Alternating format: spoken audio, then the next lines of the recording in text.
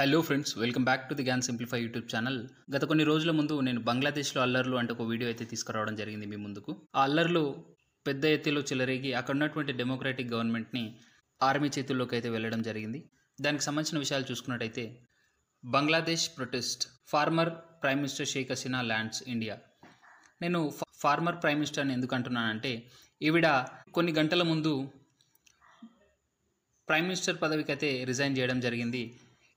ఈ రిజైన్ అనేది ఎందుకు చేసింది అనేది చూసుకున్నట్టయితే గత కొన్ని రోజులుగా జరుగుతున్నటువంటి ప్రొటెస్ట్లో భాగంగా ఆ ప్రొటెస్టర్స్ ఈరోజు ఆవిడ యొక్క అఫీషియల్ రెసిడెన్స్ ఏదైతే ఉందో ఢాకాలో దాన్ని ముట్టడించడం అయితే జరిగింది.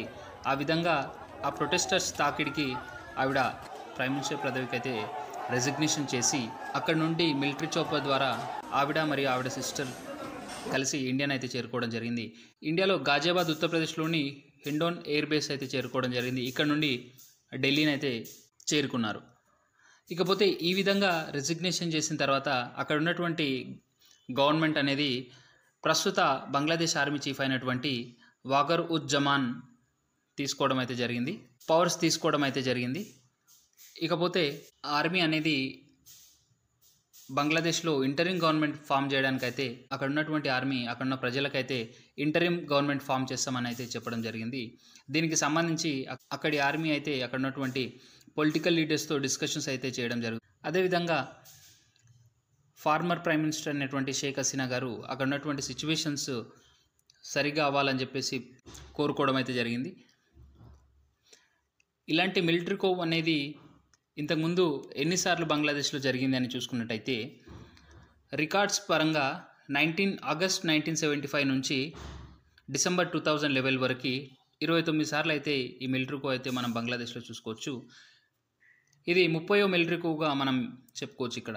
ఇకపోతే ఈ మిలిటరీ కూ అనేది ఒక బంగ్లాదేశ్లోనే జరుగుతుందా? లేదు, ఆఫ్రికాలో ఎన్నో దేశాల్లో మనం చూసుకోవచ్చు. అదేవిధంగా మయన్మార్లో కొన్ని నెలలుగా ఈ మిలిటరీ కూ అనేది పాలనలో ఉంది. ఇకపోతే ఈ మిలిటరీ కూ జరగడానికి గల కారణాలు చూసుకున్నట్టయితే మొట్టమొదటగా ఈ ప్రొటెస్టర్స్ అనేది ఓల్డ్ జాబ్ రిజర్వేషన్కి అగేన్స్ట్గా 5th జూన్ 2024లో హైకోర్టు ఇచ్చినటువంటి జడ్జిమెంట్ ఏదైతే ఉందో ఓల్డ్ జాబ్ రిజర్వేషన్ కోటాకి సంబంధించి, దాని తర్వాత ఈ ప్రొటెస్ట్ అనేది పెద్ద ఎత్తులో అయితే మనం చూసుకోవచ్చు. ఇకపోతే ఈ రిజర్వేషన్ని మన ఇండియాలో చూసుకున్నట్టయితే అనాది కాలంగా మన భారతదేశంలో నివసిస్తున్నటువంటి ప్రజలు వెనుకబడి ఉన్నారని చెప్పేసి 1950లో అయితే ఈ రిజర్వేషన్ కోటా ఇండియాలో తీసుకురావడం జరిగింది. ఆ రిజర్వేషన్ డిస్ట్రిబ్యూషన్ మనం చూసుకున్నట్టయితే ఓబీసీస్కి 70%, అదర్ బ్యాక్వర్డ్ క్లాసెస్కి 27%, ఎస్సీస్కి సంబంధించి 15% అండ్ ఎస్టీస్కి సంబంధించి 7.5%, అదేవిధంగా ఎకనామికల్లీ వీకర్ సెక్షన్స్కి సంబంధించి 10% రిజర్వేషన్ అయితే ఇవ్వడం జరిగింది. ఈ రిజర్వేషన్స్ అంతా కలిపి 59.5% అయితే రిజర్వేషన్ మనం ఇక్కడ ఇస్తున్నాం.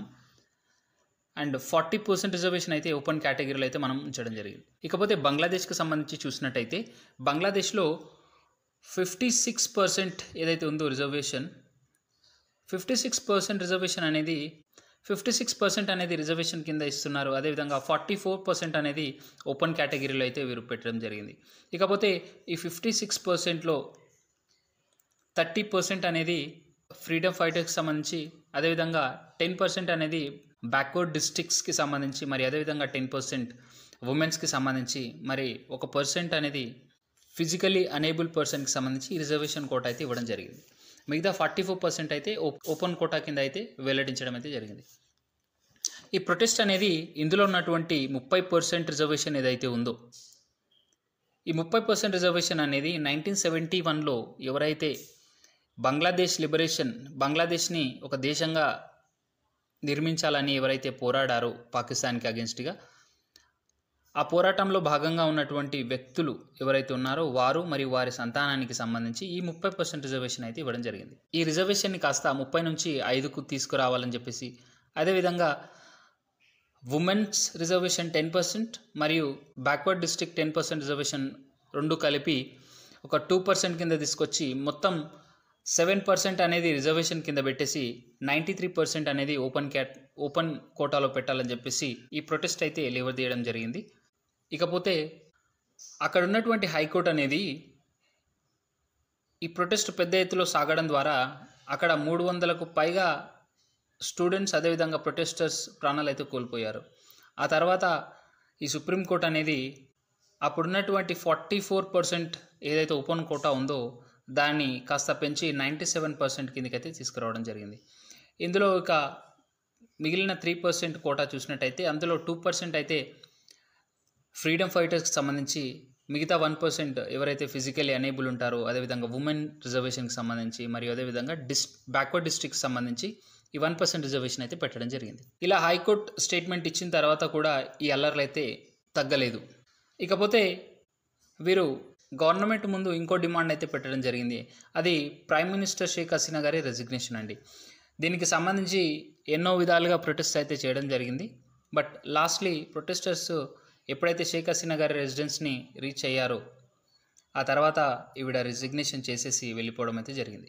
ఇకపోతే మనకు ఈ ప్రొటెస్ట్కి సంబంధించి యాజ్ ఎ ఇండియన్ ఎందుకు తెలుసుకోవాలని ఇక్కడ చూసినట్టయితే బంగ్లాదేశ్ ఆర్మీ అదేవిధంగా ఇంటరిమ్ గవర్నమెంట్ ఏదైతే రాబోతున్న రోజుల్లో బంగ్లాదేశ్ని ఎవరైతే పాలించబోతున్నారో వారికి సంబంధించి వారి రిలేషన్స్ అనేటివి ఇండియాతో ఏ విధంగా ఉండబోతున్నాయి, అదేవిధంగా అక్కడి గవర్నమెంట్ అనేది పాకిస్తాన్ ఇన్ఫ్లుయెన్స్ కిందికి వస్తుందా, పాకిస్తాన్ చెప్పు చేతుల్లో ఉంటుందా అని చెప్పేసి చూసుకోవచ్చు. అదేవిధంగా రాబోయే గవర్నమెంట్ లేదా ఆర్మీ అనేది ఇండియాకి ఫేవర్గా ఉంటుందా లేదా ఇండియాకి అగెన్స్ట్గా ఉంటుందా అని చూసుకోవాలి. ఎందుకంటే ఇప్పుడు మన భారతదేశంతో అతిపెద్ద బౌండరీ అనేది బంగ్లాదేశ్ షేర్ చేసుకుంటుంది. నార్త్ ఈస్ట్ అదేవిధంగా వెస్ట్ బెంగాల్ మరియు చైనాకి సంబంధించి అక్కడ ఉన్నటువంటి స్టేట్స్ అదేవిధంగా బార్డర్ ఏరియాస్ పీస్ఫుల్లీ ఉండాలంటే బంగ్లాదేశ్లో పీస్ అనేది చాలా అవసరం. అదేవిధంగా నార్త్ ఈస్టర్న్ స్టేట్లలో మరియు అదేవిధంగా వెస్ట్ బెంగాల్లో మనం చూసుకున్నట్టయితే ఇప్పటికీ ఎన్నో విధాల అల్లర్లు అయితే చెలరేగుతున్నాయి. వాటిని రాబోయే రోజుల్లో తగ్గించడానికి బంగ్లాదేశ్ యొక్క సహాయం అనేది చాలా వరకు మనకు ఇండియాకి అయితే అవసరం ఉంటుంది. సో ఇండియా ఫేవర్గా ఒకవేళ బంగ్లాదేశ్లో గవర్నమెంట్ వచ్చినట్టయితే రాబోయే రోజుల్లో నార్త్ ఈస్టర్న్ స్టేట్స్ ఏవైతే 7 నార్త్ ఈస్టర్న్ స్టేట్స్ ఉన్నాయో అదేవిధంగా వెస్ట్ బెంగాల్కి సంబంధించి అల్లర్లను అయితే తగ్గించవచ్చు. అదేవిధంగా ఆ స్టేట్స్కి సంబంధించి డెవలప్మెంట్ అయితే మనం చూసుకోవచ్చు. ఫ్రెండ్స్, మీకు ఈ వీడియో ఇన్ఫర్మేటివ్గా అనిపిస్తే please do subscribe, hit the bell icon button and share the video with your friends. Thank you.